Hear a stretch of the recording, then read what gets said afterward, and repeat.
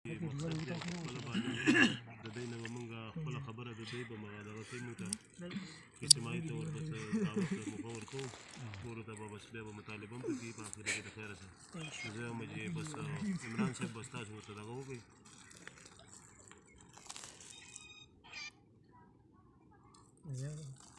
اوس سټارټ دی تاسو وکړئ خپل لمه په خیره کې زه یو کلام به زه ته کوزي وم اوس مسګات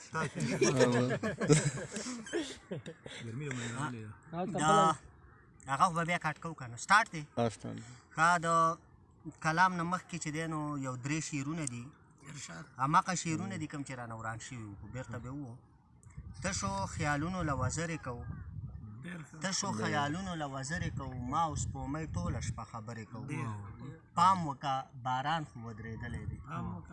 پام وکه باران خو ودرېدلی دی زه چې برکنډو ته ځو ګورګورې کوو او موږ د سپین سهار د ملاتړ خلک موږ د سپین سهار د ملاتړ خلک ګرځو په تیارو پسې لښکرې د دې نه وروستو چې دی نو یو غزل به درسره شریک کړمه غزل څه داسې دی چې زما کار ډېر ګران دی کار راته نه شي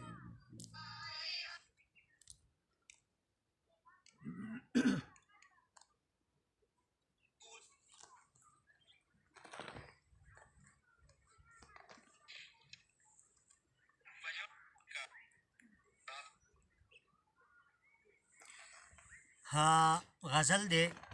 څومره خیرې چې د مظلوم د زړه د تله وځي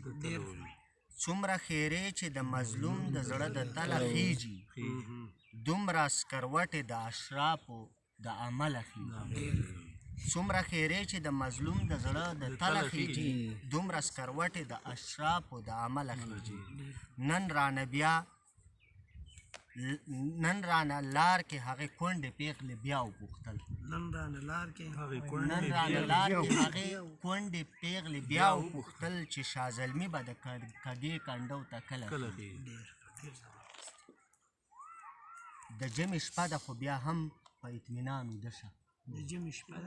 جمې شپه ده خو بیا هم په اطمینان ویده شه د بیدارۍ ډزې د برغر د مورچله خیږي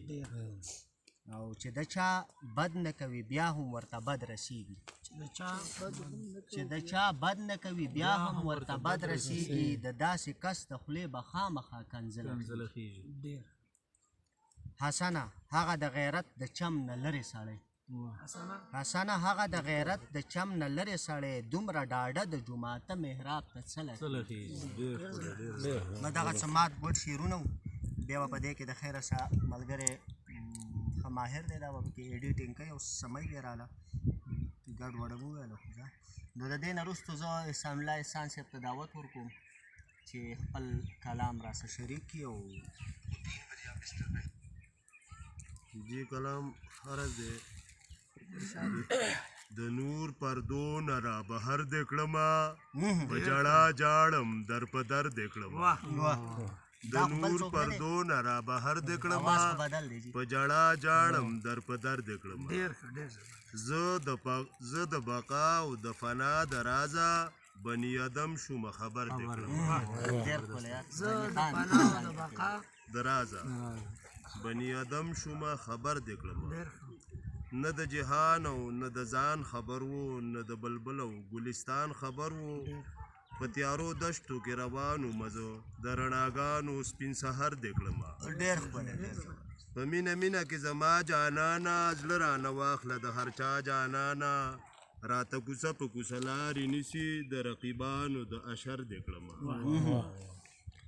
د زړه د کور په دیوالونو کې ما د فاني عقل په سوچونو کې ما نوي بوتان نوي مخونه جوړ کړه د زمانې ثاني ازر دې کړمه احسان ملنګ او دیوانه دې کړمه د مستې مینې مستانه دې کړمه څیرې ګریوان او ببر سر یم زه کچکول په لاس کې قلندر دې کړمه مننه جي ښه بنډار د خیره سره راټولو ملک صاحب راسه دی رباب یې راوړی دی سم چل یې نه دی یاد نو چې تا چل نه و یاد کړی نو رباب دې سره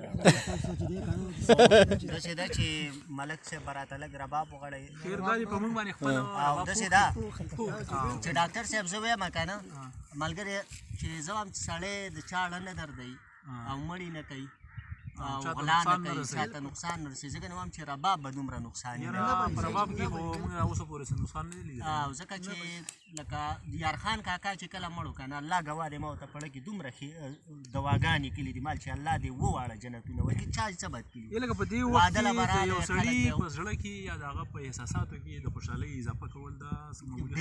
ډېره غټه خبره